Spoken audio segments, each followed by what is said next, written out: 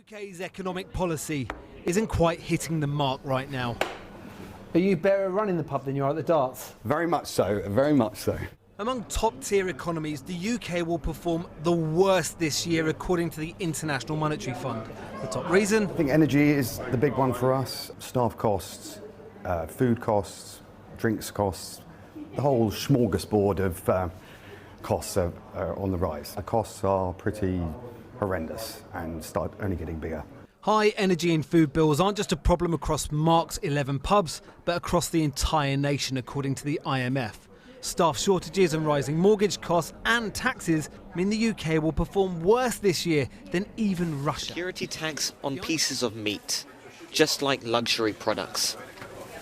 Food thefts in the UK have soared in recent weeks, fueled by runaway inflation.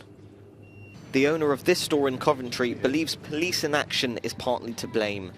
Bacon, sausages, and then all the cheese.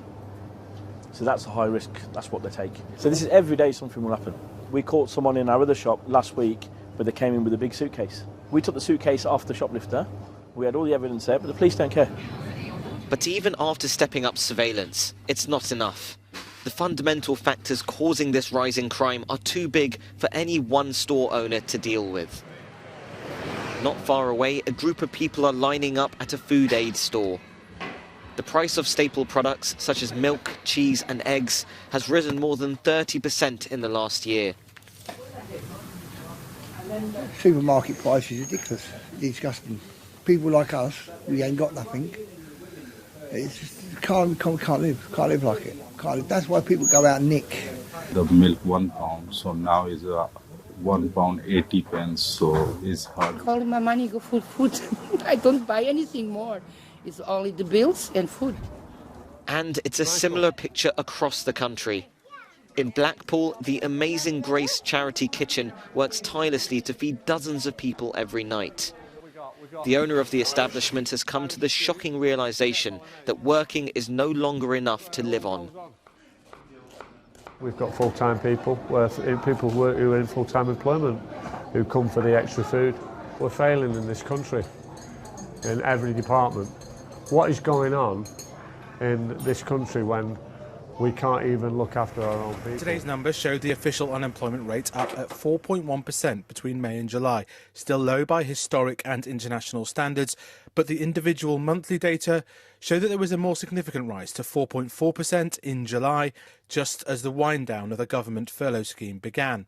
Employment remained at a record, but within that there was a record fall in the employment of 18 to 24-year-olds, down 146,000 on the previous quarter. Start with some unexpected news on the economy.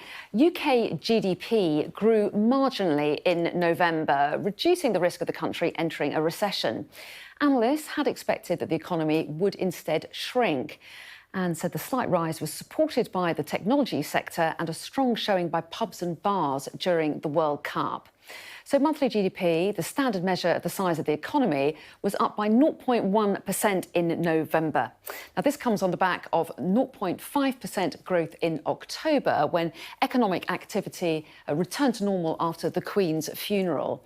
In September, the additional bank holiday for the Queen's funeral saw most businesses close, and it contributed to a 0.6% contraction of the economy.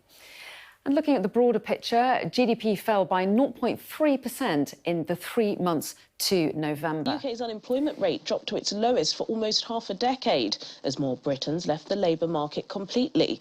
This is according to official figures. The Office for National Statistics said the unemployment rate fell to 3.5% over the 3 months to August, the lowest since February 1974. Economists had predicted that the unemployment rate would stay steady at 3.6%, the rate it hit during the previous For those with mortgages, that will mean higher costs. For savers, it's better news. But on top of everything else, inflation, energy bills, it all seems to point to a weaker economy. And the inescapable logic of higher inflation is that everyone gets squeezed at the same time. Businesses like Brooks Salon here in Telford, and her clients too. I'm in a position where I need to raise my prices because I've hit VAT. But also now the electricity prices have gone up, and as well as my stock prices already going up 12%. Like, what am I meant to do as a business owner? Am I meant to just inflict that all onto my clients? Well, they're not going to pay that. I can tell you that now. They're not going to pay 57% on top of what they're already paying.